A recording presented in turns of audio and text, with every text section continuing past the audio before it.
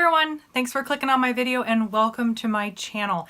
This is actually going to be the first video I'm doing for my new channel called Renewing Reagan, where we talk about parenthood, lifestyle, and reviews. And I thought my first video would be my birth story as a fun way for you guys to get to know me a little bit better. I think it's kind of a funny story and I like telling it, so if you'd like to hear it, stick around.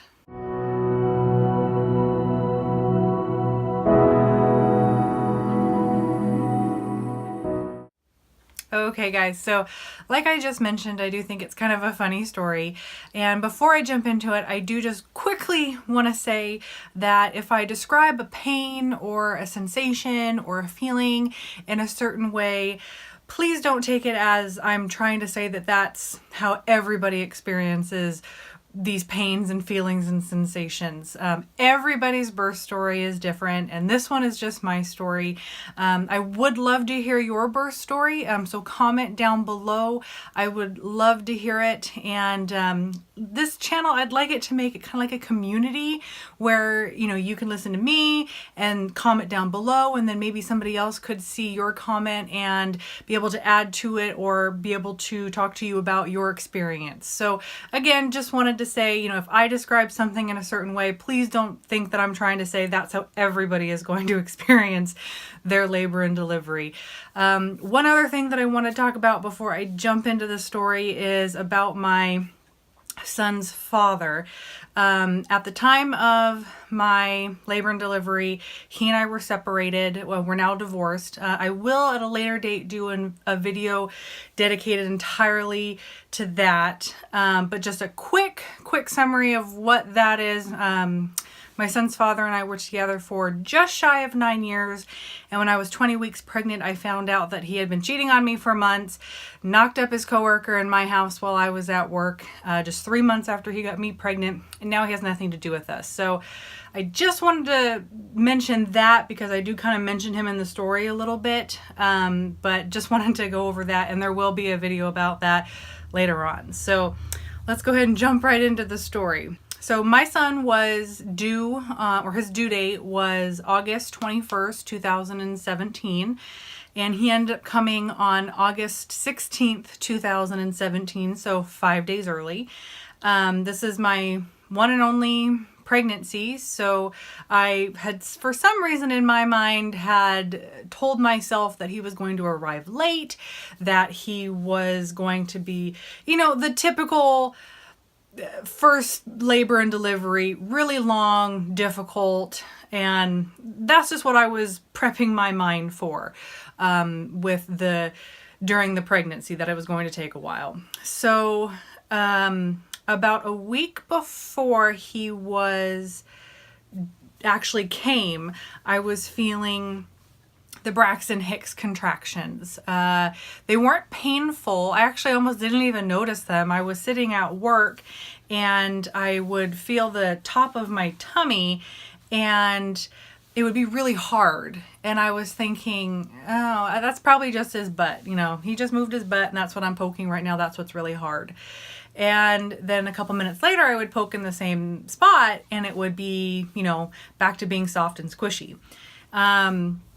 And I kept telling myself that for a long time, that it was just his, you know, his butt that I kept touching. And then it was happening more and more. And I was thinking, okay, maybe it is Braxton Hicks contractions. And then a few days before he was actually born, the Braxton Hicks contractions were actually taking my breath away. They didn't hurt. They just, it's like your diaphragm would just kind of squeeze. And I was actually talking to my sister-in-law during one of them, and I had to actually like go, whew, hold on just a second. Whew, it's like I had to catch my breath. It was an interesting feeling. It wasn't, like I said, it wasn't painful. It was an interesting feeling. And then the day that he was born, so August 16th, I woke up at 2:15 in the morning. And it felt like, I mean, I'm going to get real with you guys. It just kind of felt like gas and indigestion pain. So when I woke up with that, I just kind of like, I remember like kind of rolling over, trying to get, you know, trying to get comfortable. And then after like a minute, it went away and I fell back asleep. Well, about 7 or 8 minutes later, I woke up again with the same feeling and, felt like gas or indigestion. And I got up and went to the restroom, and, that went away pretty much almost as soon as I got up, and laid back down and just went back to sleep. And then woke up again about 7 or 8 minutes later, and I was thinking, gosh, what did I eat?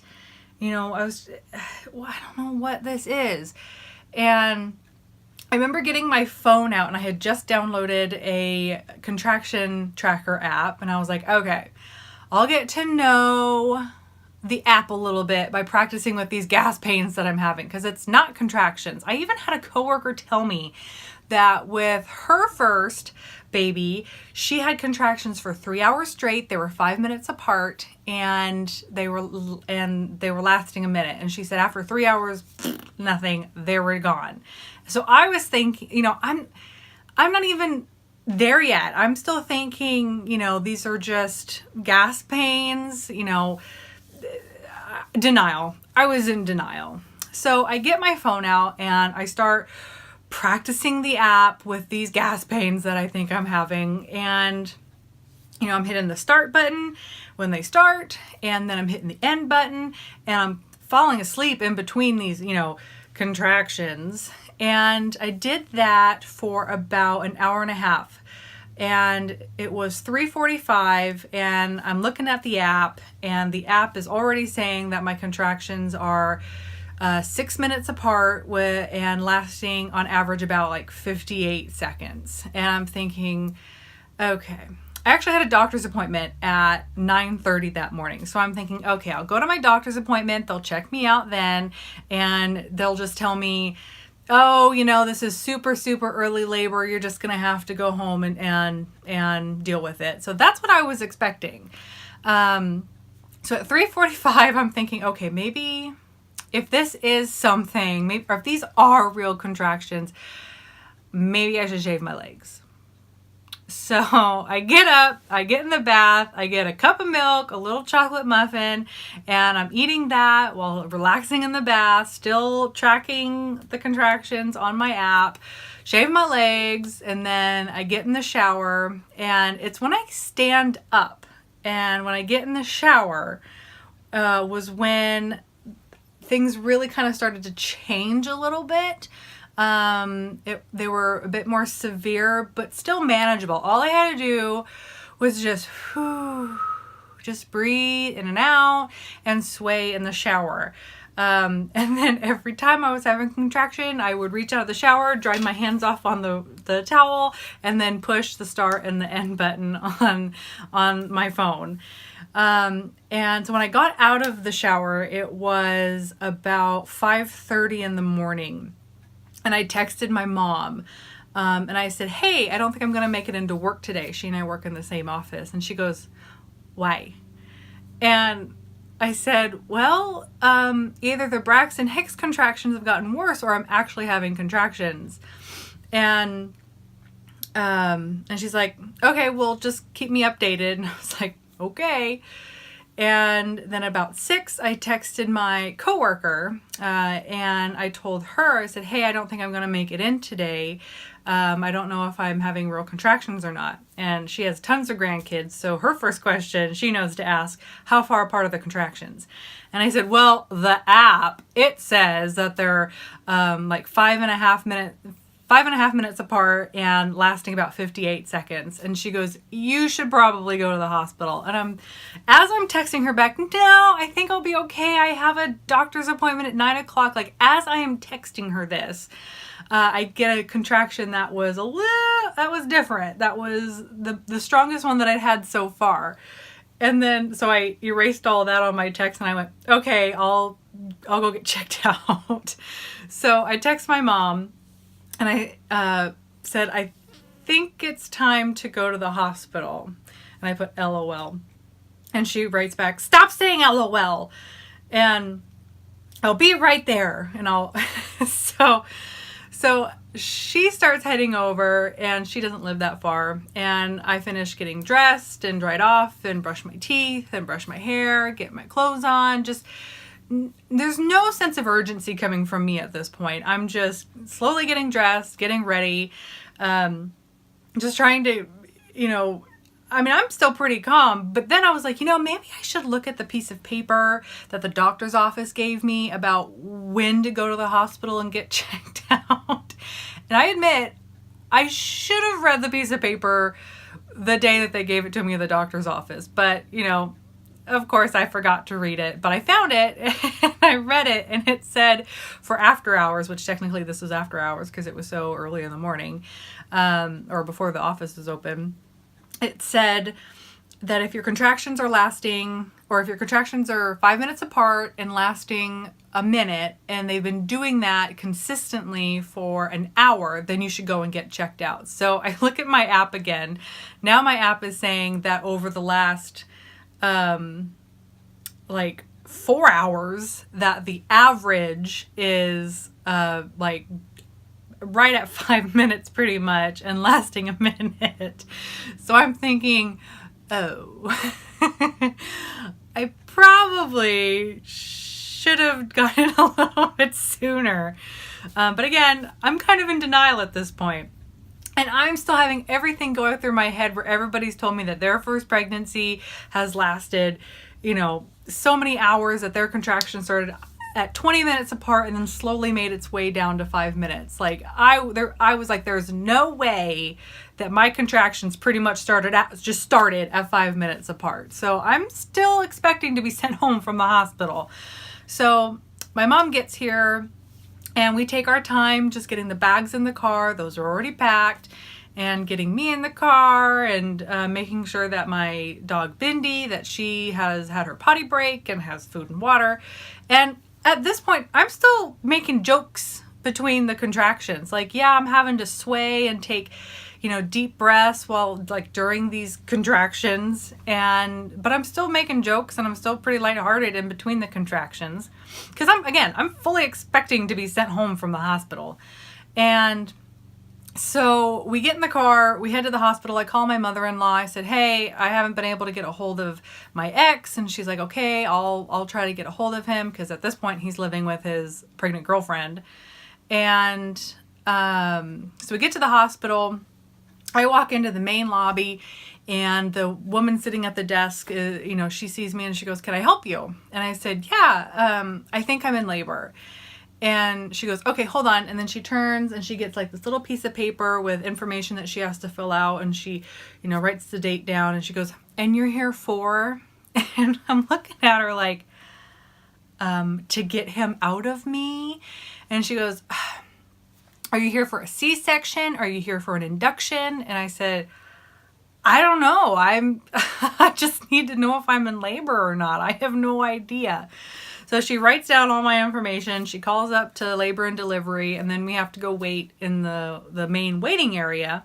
And there was no sitting down for me. Oh, no. It was all standing. If I sat down, the pain got a lot worse. So I'm just standing in the lobby, just kind of swaying, and somebody from labor and delivery comes down and escorts us up to labor and delivery, and then we go into triage. And they hook me up to the heart rate monitor and the contraction monitor.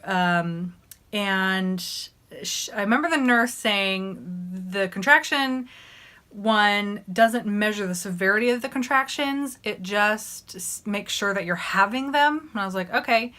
And so they monitored me for an hour. Now, if somebody...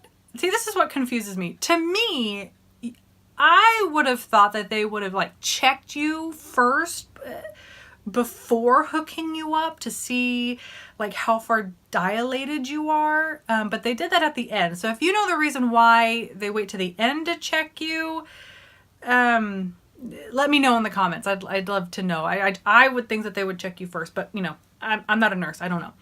So they hook me up, and I'm having to sit down on the bed. And I remember kind of oh, I don't want to sit on the bed. And then we just kind of hang out for an hour. I'm just breathing through the contractions.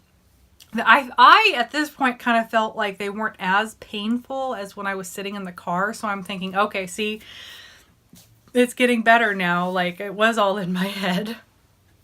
And then after an hour, she checks me. This was actually at 8 o'clock in the morning.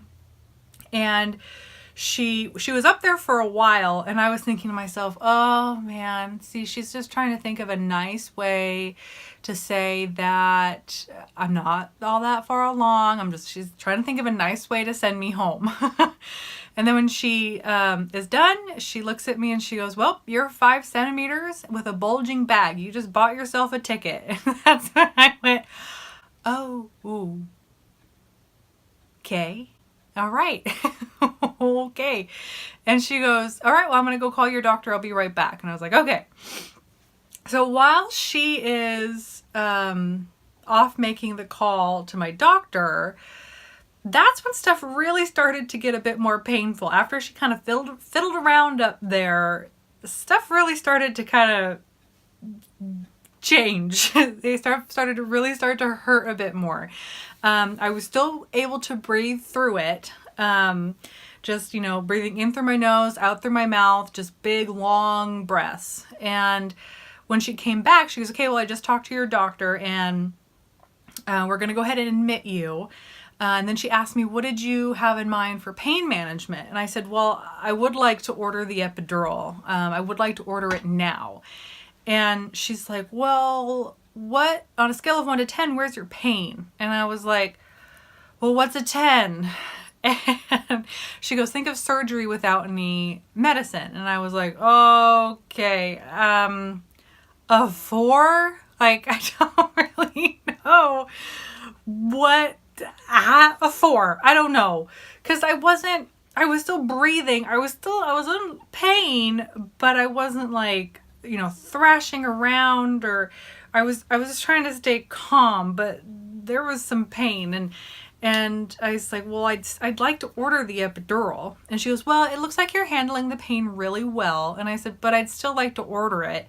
Because if you're anything like me, you spent like the months, the weeks, the days leading up to your labor, watching tons of YouTube videos about other people's birth stories. And I'm sure you've probably heard that by the time, you've hit the wall, you're ready for an epidural, but then some women still have to wait 2 hours before the anesthesiologist comes in and gives them the epidural. I didn't want to do that. So I was like, I'd like to order it now so I don't have to wait 2 hours. And she goes, no, we always have an anesthesiologist on the floor. So realistically, we could have one in you within 15 minutes of you ordering it. And I was like, okay. And she goes, do you want to reevaluate your pain when we get you in your room and all settled in? And I went, sure. So she goes off again and then comes back and she goes, okay, well, your room is ready. Do you think you could walk? And I was like, no. So she goes to get a wheelchair. And I remember thinking, gosh, I hope she's not thinking I'm like faking this to try to get the epidural. But gosh, it's just a funny thing to think of. Gosh, I hope she doesn't think I'm faking this pain. So anyway, she gets the wheelchair and she wheels me into my room. And I remember like as soon as I get in that wheelchair, like the pain was sitting down, it was extra painful sitting down. And I remember just like shutting my eyes and like really focusing on not panicking. So she wheels me to the room and they hand me the gown. They said, go ahead, put this on. And I remember I was in between a contraction and I remember like practically running into that bathroom because I wanted to get undressed, dressed, and like out before the next contraction. So I run in there and I'm taking off all my clothes, and then of course I didn't quite make it, and I remember like gripping the sink during a contraction, but still breathing. But I was gripping that sink. And then I get out of the bathroom and I go and I sit on the bed, and the nurses were now kind of coming in and introducing themselves to me. And after a couple of contractions, I remember I was still really trying to be polite. And I remember like kind of, looking over and going, where are we at with the epidural? Still trying to sound like not panicked, but like, I would really like to have that now. And then one of the nurses, she goes, well, actually, we have to have we have to have a half a bag of fluid in you before we can give you the epidural. And I'm thinking, that was not discussed earlier about the whole 15 minutes, but I didn't say that. But also in my head, I know I have horrible veins, and I know it takes multiple tries and sometimes multiple nurses to get an IV in me. Plus, I really hate needles. So in my head, I'm thinking, okay, gonna have to wait for them to come in, try multiple times to get the IV in me. I'm gonna have to wait. And I asked, I'm like, how long does it take to get half a bag of fluid in you? And she goes, we could have half a bag in you within like 10 minutes. And I was thinking, okay. So I'm like, 10 minutes for the fluid, 15 minutes for the anesthesiologist. And, I'm trying to make this mental checklist of what I'm gonna have to wait for to get this epidural.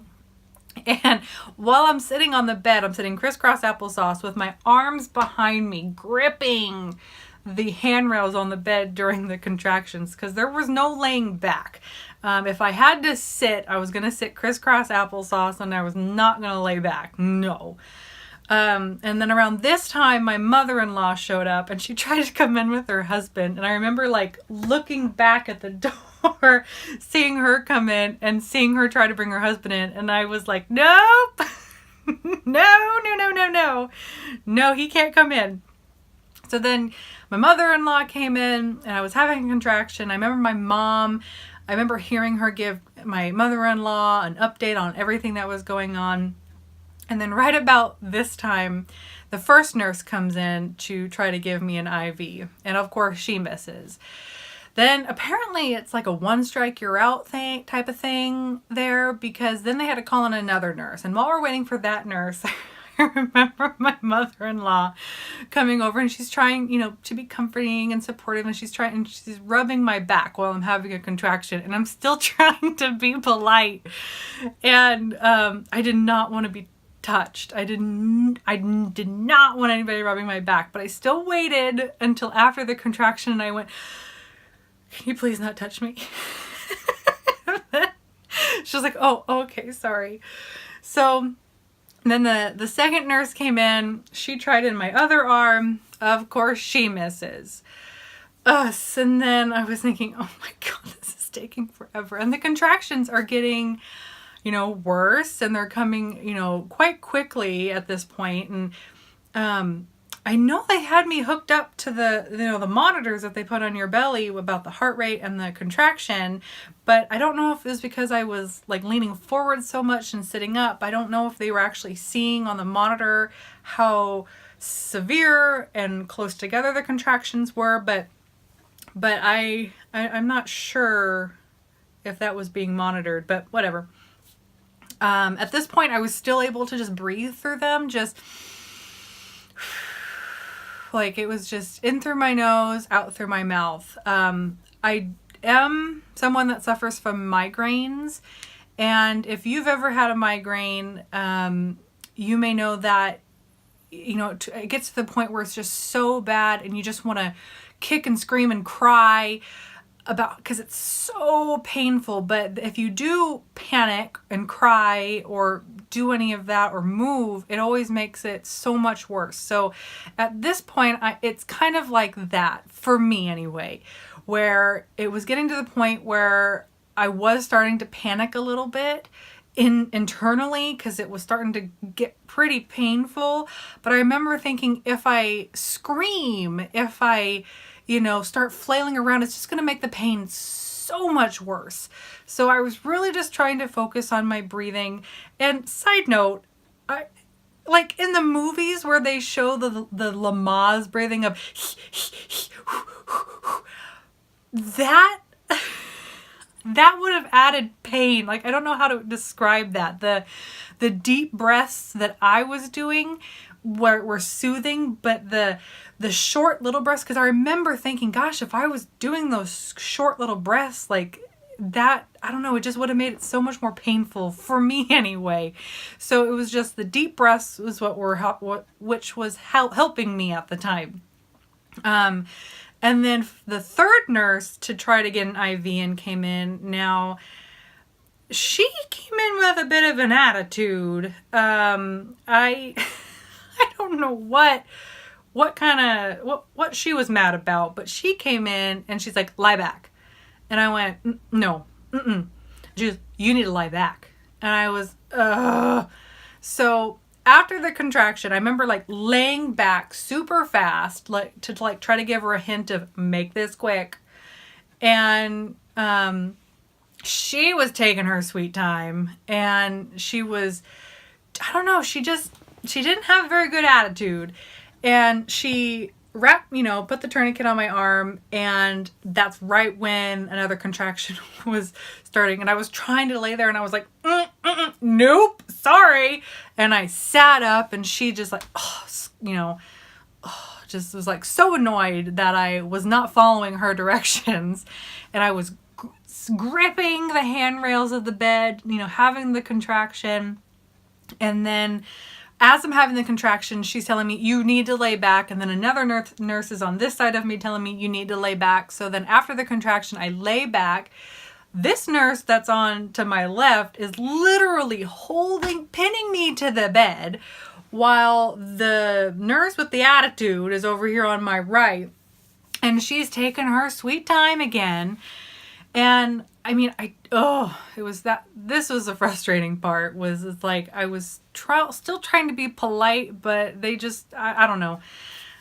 I know everybody's got a job to do, but I was in so much pain at this point. And so she's trying to get the IV in me, and then I'm starting to have another contraction. And this nurse over here is pinning me to the bed. And so at this point, this is when my breathing went from the somewhat calming, in and out to like the, not screaming, but definite loud moaning. And so she's digging around in my arm with that needle. And then she's like, oh, I got it. Oh, no, I didn't. Oh, I got it. Oh, no, I didn't. And I just want to be like, make up your mind. And she goes, oh, well, it's a floating one. She goes, I can't tape it or it'll pop out, so someone's going to have to hold it. So she has my mom come over, and my mom holds the needle in my arm. And I sit right back up. I'm not waiting for anybody to tell me I can sit back up. I'm sitting back up now. So I'm back to sitting crisscross on the bed. And at this point, this is when my ex walks in. And I'm having a contraction. I just see his feet, move in front of the bed. I know he's there. And the only thing he says to me was, did you call the insurance company yet? Now, I was still on his insurance at this point, and he told me that we had to call the insurance company after we have been admitted, but before the baby is born, or there's like a $400 fee. So I knew that, and I hadn't had a chance to call the insurance company yet. So I'm having contraction. He asks me, have you called the insurance company yet? And I just say no. And then I see his feet, walk in front of the bed, and he's out in the hallway calling the insurance company. So right after that, I remember seeing the nurse kind of fiddle with the fluid bag. And right as she's fiddling with the bag, both of my legs go totally numb. Like, your legs have fallen asleep, and that tingly kind of staticky feeling. Well, now both of my legs instantly felt like that. And I'm thinking, oh, thank God, she's giving me medicine. And I decided I wanted to tell her, that, hey, my legs went tingly, to kind of acknowledge, hey, I appreciate the medicine you're giving me. And she goes, oh, that's your baby's head hitting your, I forget the name of the nerve that she said it was, but she said, that's your baby hitting the something nerve, and he's passing through your birth canal right now. And I was like, oh, okay. That wasn't medicine that you gave me. And then like not even a minute after that, when I was sitting there, I felt, it's just like, the best way I could describe it was just your body kind of goes like, does a quick little jolt like that, like jolt. And I felt that, and then I felt like a little bit of fluid. I was like, did I just pee myself? And I said, like, right when I felt the jolt, I think I need to push. And she goes, lay back. So I lay back, and she checks me, and she goes, yep, your cervix is gone. You're at 10 centimeters. And I knew what that meant. I knew that I wasn't going to get that epidural. But I was holding on to the railing of the bed, and I looked up at her with my best Puss in Boots eyes, and I said, epidural? And she goes, nope, it's too late. And that's when I start yelling, no! No! Like, I was so scared, I guess is the right word, that I'm not going to have any pain medication during all of this. And then lots of movement going on around me now. I'm gripping the handrail. The nurse tells me to roll over onto my side. So I roll over onto my side, and then she tells me, like, no, don't do that. And I'm like, you just told me to roll onto my side. So I'm on my side, and I'm gripping the handrail, and I'm seeing nurses like fly back and forth. I'm hearing one say, where's her doctor? And one saying she's on her way, she's not gonna make it. So then another one's having to call another doctor that's in the hospital. And I'm laying there and I'm saying, I need to push. And the nurse is telling me, do not push, your doctor's not here yet. And I'm thinking, too bad. And I was on my side, and I remember having to have my mom take my glasses because I still had my glasses on. And I felt the jolt again, and when I felt it, I pushed, not hard, but I pushed with my body, and my water went everywhere. And I heard one of the nurses say her water just broke, and then just like, it felt like a few seconds later, I felt another jolt from my body, and I pushed like slightly with it again. And I remember feeling that ring of fire, for just a second, I felt it as I kind of pushed with my body. And I remember thinking, oh my gosh, if that's not his head, I don't want to know what his head's going to feel like. And then a few more seconds went by, and I felt another jolt from my body. So I pushed again with it a little bit, and I felt that ring of fire again a little bit. And again, I'm thinking, oh my gosh, that is his head. And then the fourth time I felt the jolt, I pushed as hard as I could. And next thing I know, I'm watching a nurse like fly down there. And my mom was watching all of this, and she said that my son was already halfway out of me and practically already on the bed before a nurse jumped down there and grabbed him. So, and then they put him up on my belly, and I was just like, oh man. And then they cleaned him off, and then at this point, my ex was back in the room. My mother-in-law later on told me that back when all the nurses were scurrying around because they had just checked me and I was 10 centimeters, my mother-in-law went to the doorway and was yelling at my ex, like, you know, he's on his way, he's coming. And my ex was like, I'm on the phone. I'm on the phone. I'm on the phone. And my mother-in-law was like, he's coming. So, and he didn't come in. So my ex missed the entire thing. And then I remember when they asked me who wants to cut the cord, I was like, my mom will cut the cord. So my mom got to cut the cord. They cleaned him off, and I'll insert some pictures here from that moment. And my mother-in-law did make it back in time to take these pictures. I didn't think I would want her in the room because I knew she was going to be taking tons of pictures. But it was kind of nice having these now. Looking back, it is kind of nice to have these pictures because they are pretty special. So I did end up having a doctor come in just like a couple of minutes after my son was born. Apparently this doctor was clear on the other side of the hospital and he had to run over. But he kind of came in and held me together, and then my doctor showed up. And she was like, I'm so sorry. And I was like, it's okay. And so my son was born at 9:06 a.m. So I was in labor just over 7 hours, and I was in denial that I was in labor for 6 of those 7 hours. And I remember joking with my doctor when she got there, and I was like, I don't think I'm going to make my 9:30 appointment this morning. And she's like, yeah, don't worry about it. And then she told me, she goes, I almost sent you home when the nurse called, because I asked her, how was she handling the pain? And the nurse said, well, she seems to be handling it pretty well. But she said she had me admitted because I was 5 centimeters with a bulging bag. But she said she was so close to sending me home, and I'm so glad she didn't.